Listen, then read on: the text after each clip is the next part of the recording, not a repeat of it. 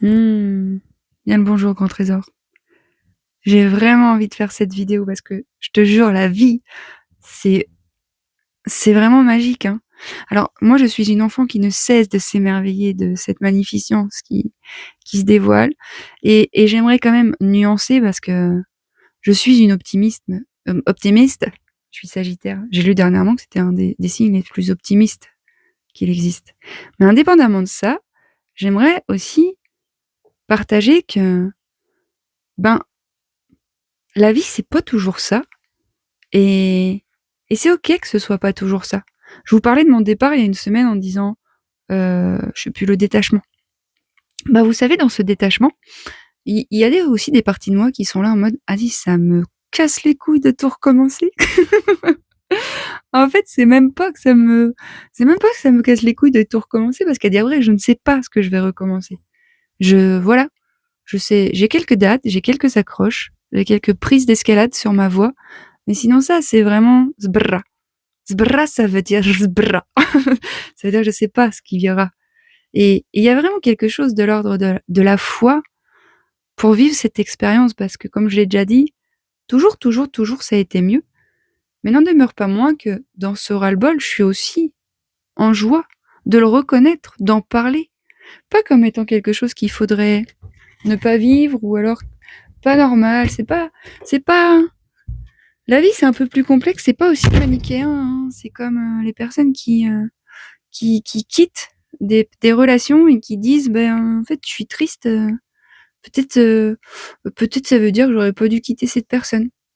En fait la tristesse forma parte del camino, hein, c'est normal, ça fait partie du chemin, mais j'ai quand même l'impression qu'il y a un espèce de dictat qui dit que la tristesse, si tu la goûtes, bah c'est que t'as rien compris. Alors qu'en fait, c'est pas du tout ça, hein. La tristesse est messagère d'informations, existe. Et en fait, elle est pas plus belle que la joie ou la confiance ou quoi, hein. Je veux dire, il existe vraiment une posture qui est capable de prendre en charge tout. Et j'observe qu'il y a un gros écueil sur ce chemin de retour à soi, là.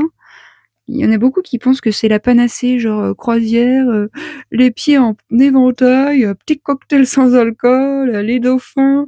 Non mais des fois aussi sur cette croisière, man, c'est la tempête, wesh. Bah ouais, c'est pas grave, t'as une cabine, va te cacher dans la cabine, vomis un coup et digère. Ne gère plus, digère juste ce qui est là. Vis avec ce qui est là. Et moi, ce que j'observe, en fait, c'est...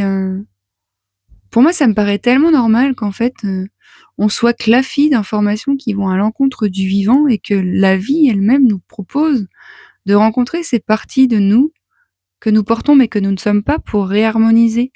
Et en fait, ce que j'observe en séance, souvent on me dit: «Bah ouais, mais j'ai déjà travaillé là-dessus». Mais en fait, tu es un être organique, hein, je veux dire, tu cru que parce que tu avais la compréhension mentale de ce qui t'est arrivé à 4 ans, à 10 ans, à 3 mois, tu étais en capacité de te saisir de quel espace en toi était engrammé d'une certaine façon? Non, non, grand trésor, c'est beaucoup plus complexe que ça. Tu ne sais pas ce que tu portes. Mais il y a un truc qui est très simple, c'est la vie. La vie, c'est facile, mais c'est pas simple, hein. Bah oui, toi-même, tu sais. Et ce qui pourtant demeure immuable et qui peut tout prendre en charge, c'est cette présence. La présence qui accueille, qui ne juge pas, qui s'émerveille pas plus quand l'autre dit c'est beau ou quand il dit c'est moche. Parce que tu sais que toi, c'est ce qui est et que ça ne pourrait pas être autrement. Et vraiment, sachez que sur ce chemin qui est la vie tout simplement, parce que je dis chemin du retour à soi, mais tout est une opportunité à se rencontrer en fait. Il y a pas une expérience que tu fais pour pas te rencontrer. Après, tu vas peut-être t'éloigner de toi en fonction des choix que tu fais. Si tu es drivé par la peur et que tu écoutes ces peurs et que tu agis en fonction d'elles, alors effectivement, il se peut que tu t'éloignes davantage de toi. Mais il faut que tu saches que là où il y a une peur, il y a une partie de toi à récupérer derrière. La peur, c'est une magnifique boussole, hein. Je vais là où ça me chante, chercher ma vérité. C'est cette chanson qui me vient. Peu importe la force du torrent, je pagaie toujours à contre-courant. Alors c'est pas mieux de pagayer à contre-courant parce que c'est épuisant. Mais je veux dire par là qu'au cœur même de tes peurs se cache une partie de toi qui t'attend. Et c'est juste un témoignage et un partage de plus parmi tant d'autres que, ben, moi je vais partout où j'ai peur. Ah je te jure, ah bah je catalyse ma croissance, hein. À base, brrr, j'ai peur. Bah oui, mais j'ai peur. Bah oui, et j'ai peur. Bah oui, j'ai peur. C'est OK d'avoir peur, c'est pas un problème. Et si on en parlait un peu plus et qu'on normalisait toutes ces émotions, je vous garantis qu'on se poserait bien moins de questions et qu'on se prendrait bien moins la tête, hein. On ferait davantage plus la fête et on rirait. On rirait de ces inconsciences qui se dévoilent à la lumière de nos consciences et qui nous permettent de nous réconcilier. On serait même en joie. Mais moi maintenant, quand j'ai une contraction qui arrive, mais je suis joie parce que je sais que derrière il y a expansion, tu vois. Et va pas croire hein, que je suis née comme ça. Enfin si, je suis née comme ça comme toi. Hein. Mais bon, bah comme toi, j'ai été conditionnée. Hein. Comme toi, j'en ai voulu à la terre entière, j'en ai voulu à mon père, à ma mère, à mes frères, à tout ce qui était vivant sur terre, quoi. De cette incommensurable souffrance, de ouf du feu de Dieu de l'espace. Mais cette souffrance, elle est en moi. Je peux en prendre la responsabilité, je peux la penser, je peux la guérir si j'apprends. Si j'apprends à m'aimer, si j'apprends à me ressentir, si j'apprends à me partager, si j'apprends à me dévoiler, si j'apprends à me raconter. La vulnérabilité, les grands trésors, c'est notre plus beau cadeau. Hein. Les partages qu'on se fait donc, depuis ces espaces de vulnérabilité sont les plus grands cadeaux qu'on peut offrir au monde. Être vrai. Être vrai, ça permet aux liens d'être authentiques. Ça permet à ces autres qui sont en lien avec vous d'avoir accès à leurs authenticités. Et ça, alors, il y a quelque chose de merveilleux quand tu vois l'autre se saisir de qui tu es pour se rencontrer. Bah oui, bah il faut qu'on se le dise, on se sert tous les uns des autres. Hein. Quoi? Tu t'es servi de moi? Tu te fous de ma gueule? Non, je me suis servi de toi et puis je suis pas la seule. Tu t'es aussi servi de moi, mais pas comme tu l'entends, pas de façon délibérément méchante. Non, je me suis servi de toi comme étant le réceptacle de ma souffrance et alors, au vu de mon inconscience, bah j'ai projeté sur toi ma souffrance et tu es devenue la personne qui me faisait chier. Alors que 3 heures avant, t'étais peut-être pas cette personne qui me faisait chier. Donc c'est là qu'il faut se rendre compte qu'en fait l'autre c'est juste un reflet de qui tu es. Pourquoi cet autre que tu aimes, 2 jours après tu ne l'aimes plus? Pourquoi tu le trouves merveilleux et 2 jours après c'est un gros con, une grosse conne? Qu'est-ce qui change? C'est ton regard qui change. L'autre ne change pas. Hein. Alors quand je vois des couples que j'accompagne qui me disent ouais mais du coup elle est comme ça, il est pas assez joyeux. Mais man, en fait, ça fait 3 ans que t'es avec lui, pourquoi ça te dérange maintenant? Et en fait, quand tu prends de la hauteur, ça la dérange maintenant, parce que maintenant, dans sa vie, de son point de vue, enfin à elle, il y a quelque chose qui a changé, et du coup, elle n'a pas pris la responsabilité de ce changement. Un exemple. Dans un couple où 2 individus bossaient à l'extérieur de la maison. Du coup, ils se rencontraient le soir, dans la vicote, le week-end et en vacances. Chacun avait ses besoins de nourrir dans ces espaces autres qu'on appelle le travail. Et en fait, il s'avère qu'il y en a un des deux du couple qui a entamé une formation à la maison. Et alors, il s'avère que d'un coup d'un seul, il y avait plus de nourriture à ses besoins de sociabilité. Donc, cette personne s'est retournée contre son compagnon et a dit: «Oui, mais t'es pas assez comme ci, oui, mais t'es pas assez comme ça, oui, mais j'aimerais que tu sois plus comme ci, plus comme ça». Mais man, en fait, d'où ça sort ça? La personne, tu la connais depuis 2 ans, ça a jamais posé de soucis et là, d'un coup d'un seul, c'est un problème? Non mais attends, va falloir un peu prendre de la hauteur et observer ce qui se passe dans ta vie pour que ça réagisse comme ça. Et en fait, la personne, elle était pas du tout consciente qu'en fait, si ça réagit comme ça, c'est qu'il y a des besoins qui ne sont plus nourris. Et alors, bah, cet autre devient l'exutoire, quoi. Alors non, moi, je suis pas d'accord pour qu'on se crache tous à la face, tu vois, qu'on se serve tous intelligemment les uns des autres. Ça y est, il y a la pleine lune qui est arrivée, bouge pas, je te montre. Tu vas voir grand chose, toi. C'est beau, hein? C'est beau, mais c'est toujours pareil sur les téléphones, ça fait jamais la même chose, quoi, finalement. Donc ouais, moi je suis d'accord pour qu'on se serve les uns des autres, pour qu'on se fasse grandir. C'est merveilleux de se faire grandir grâce à l'autre, et c'est merveilleux de s'en saisir qu'en fait, c'est c'est comme ça qu'on grandit tous ensemble. Hein. C'est grâce aux réactions qu'on génère chez l'autre. Hein. C'est pas... Enfin bref, je m'égare parce que j'étais partie sur l'histoire de ce couple. Et en fait, il s'avère qu'effectivement, faut communiquer à un moment donné sur les besoins qui sont nôtres, il faut les reconnaître ces besoins. Si tu reconnais pas tes besoins et que d'un seul, tu changes de vie, tu changes de la cartographie de ton extérieur, il se peut que ça bouge plus de la même manière en intérieur. Et qu'alors, tu cherches un coupable, et vu que t'es pas trop au fait de ce qui se passe à l'intérieur, tu vas le chercher à l'extérieur, alors qu'en fait, se rencontrer, se connaître, c'est aussi se demander qu'est-ce qui me nourrit, de quoi ai-je besoin. Bah oui, on a tous des besoins différents en fait, et personne d'autre que toi n'a les mêmes besoins que toi. Alors oui, ils peuvent se ressembler bien évidemment, mais je veux dire la façon de répondre à ce besoin, t'es unique. Et c'est à toi, grand trésor, de t'offrir ce cadeau de répondre à tes besoins. Bien sûr que l'autre peut contribuer, mais tu dois déjà être à l'initiative pour toi de je nourris ce besoin, pour que l'autre puisse te rejoindre dans cette latitude. Je sais pas si je m'enflamme et j'ouvre le dossier.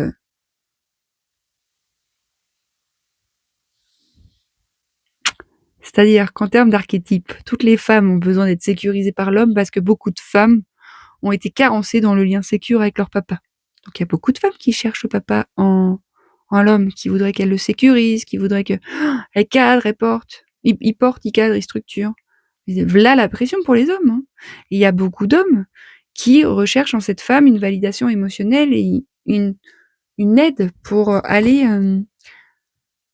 rencontrer les émotions que peut-être au contact de maman, il n'y a pas pu avoir le droit. Non, mais nous sommes en plein bordel relationnel. Hein. Non, mais qu'on se le dise, nous ne savons pas relationner sainement. Franchement, une fois que c'est posé comme base, au moins on se détend la nouille. Parce que c'est pas notre faute, on n'a pas appris. Et vraiment, vraiment, c'est bon de se dire ah, on sait pas faire, mais on va apprendre ensemble. On va galérer ensemble.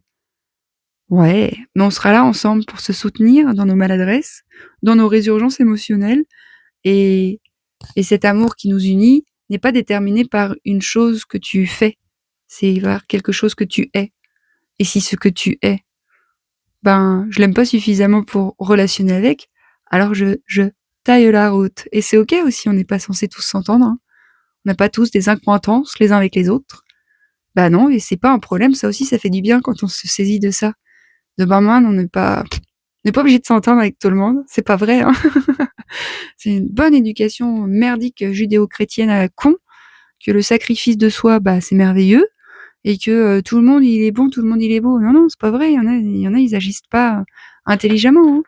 Alors, c'est justifier leur agissement au niveau de l'inconscience qui est là, mais c'est pas pour autant qu'il faut la cautionner et puis être en lien, quoi. Tu peux dire, ah oui, oui, je vois bien que t'es inconscient. Sois inconscient dans ton coin. Moi, je vais aller un petit peu plus loin. Et sans pour autant créer de la séparation davantage. Là où tu peux réinformer, fais-le. Là où tu peux aimer, aime. Mais des fois, tu aimes à distance, parce que c'est la distance nécessaire entre deux êtres, et que ça peut pas être autrement. Et c'est ok de se goûter aussi comme ça. C'est merveilleux. Moi, je trouve que c'est merveilleux tout ce qui se joue là. On est dans un bordel chaotique ambiant, merveilleux. On est en train de se ressaisir de qui nous sommes vraiment. On est en train de se découvrir.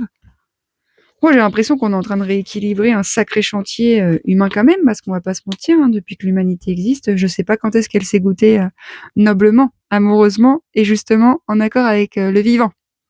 Donc il faut quand même que tu saches que les conditionnements qui sont tiens depuis ton incarnation là, mais je veux dire le sol sur lequel tu arrives, est claffé de conditionnement depuis des centaines d'années. Donc on va se détendre la nouille, on fait ce qu'on peut avec qui on est, ok? On se met pas la rate au courbouillon, on se dépouille, on se rencontre, on se papouille. Voilà, on arrête d'être les uns contre les autres et puis on essaie d'œuvrer ensemble, autant que faire se peut, dans l'intelligence du cœur. Prendre la responsabilité de s'excuser quand c'est nécessaire, de rester intègre, même si ça dérange, parce que quand t'es juste avec toi, tu es juste pour tout le monde. Enfin bref, ça c'est encore une belle leçon que j'aimerais partager un jour, mais ce n'est pas le jour puisqu'il fait nuit. Qui plus est, jour de pleine lune. Jour de pleine lune, t'as vu? Soir de pleine lune, que dis-je? Nuit de pleine lune, car la lune ne sort pas sans ses plumes. Non, non, non.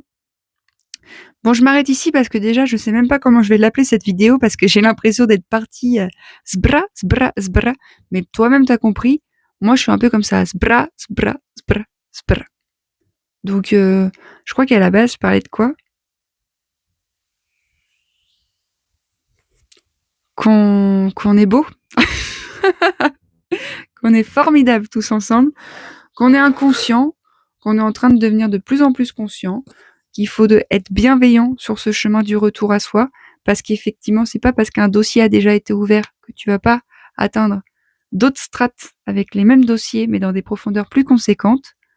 Voilà, c'est vraiment, tu descends, tu remontes. Oh, bah, tu redescends un peu plus, mais tu remontes un peu plus. Bah, tu redescends un peu plus, du coup, vu que c'est disponible, mais tu remontes un peu plus. Et tranquille, hein. Tranquille, à un moment, ça se stabilise, en fait. C'est pas une course, à l'éveil, là. Merde, il y en a marre de voir des volontés égotiques, vouloir, je veux être réveillée. Non, mais man, réveille-toi déjà. Ressens-toi. Et je veux, c'est qui parle, quoi. C'est qui parle. L'être éveillé est au service du tout, du collectif, est désidentifié et a une personnalité qui œuvre pour l'avènement d'une conscience universelle qui est là et qui n'attend que des canaux dans la chair pour se densifier dans le plan matériel. Voilà, grand trésor. Haut les cœurs, je nous aime fort. J'espère que ça t'aura servi. En fait, c'est surtout plein d'amour que j'ai envie de vous envoyer et de... On se calme, on se détend, on se relaxe un peu, hein. On pète un coup, hein, ça va bien se passer. On respire. Tu n'es pas seul. Tu n'es pas seul. Il est temps d'ouvrir non pas nos gueules, mais nos bouches pour partager, pour refaire du lien, pour réharmoniser tout ce bordel ambiant et puis se rappeler qu'en fait, ensemble, ensemble, nous sommes le monde, man. Bah oui. Allez, grand trésor. Abrazo fuerte, ça veut dire un gros câlin. Et puis des bisous.